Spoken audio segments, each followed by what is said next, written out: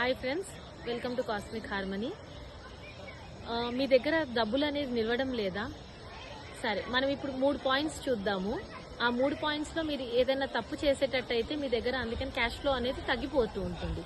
మొదటగా first point వచ్చేసి మనము ఎక్స్పైరీ అయిపోయిన బిల్స్ మన దగ్గర పెట్టుకోవడము, లేకపోతే పర్స్లో కానీ లేకపోతే ఇంట్లో కానీ మనం బిల్ కట్టేస్తాం. మెడికల్ షాప్కి వెళ్తాం, బిల్ కట్టేస్తాం, ఆ బిల్ మనం తెచ్చి ఇంట్లో పెట్టుకుంటాం.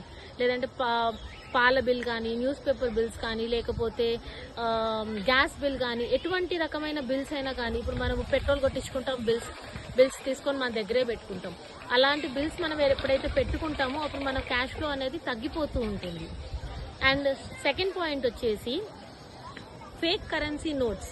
చిన్నపిల్లలకి ఫేక్ కరెన్సీ నోట్స్ ఇష్టం, కొంతమందికి ఫేక్ కరెన్సీ నోట్స్ తీసుకోవడం ఇష్టం, అంటే కలెక్షన్స్ ఇష్టం. సో అలా ఫేక్ కరెన్సీ నోట్స్ ఎప్పుడైతే మనం పెట్టుకుంటామో మన పర్స్లో కానీ, హ్యాండ్ బ్యాగ్లో కానీ, ఇంకెక్కడైనా కానీ, అప్పుడు కూడా మన క్యాష్ ఫ్లో అనేది తగ్గిపోతుంది.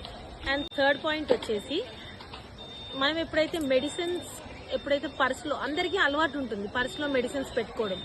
సో పర్స్లో మనం ఎప్పుడైతే మెడిసిన్స్ పెట్టుకుంటామో, హ్యాండ్ బ్యాగ్లో ఎప్పుడైతే మనము మెడిసిన్స్ పెట్టుకుంటామో, అప్పుడు మనము ఎక్కువగా డబ్బులు అనేది మనము మెడిసిన్స్కే ఖర్చు పెట్టాల్సి వస్తుంది అనమాట. అంటే ఇప్పుడు అది అయిపోయిందని, లేకపోతే ఇది ప్రాబ్లం వచ్చిందని, ఏదో ఒక రూపంగా మెడిసిన్సే మనం కొనడానికి మనం క్యాష్ ఎక్కువగా ఖర్చు పెడుతూ ఉంటాం. సో దయచేసి ఫ్రెండ్స్, ఈ 3 తప్పులు కూడా మీరు చేయకుండా చూసుకోండి. అప్పుడు ఖచ్చితంగా మీకు క్యాష్ ఫ్లో అనేది ఉంటుంది. Thank you friends.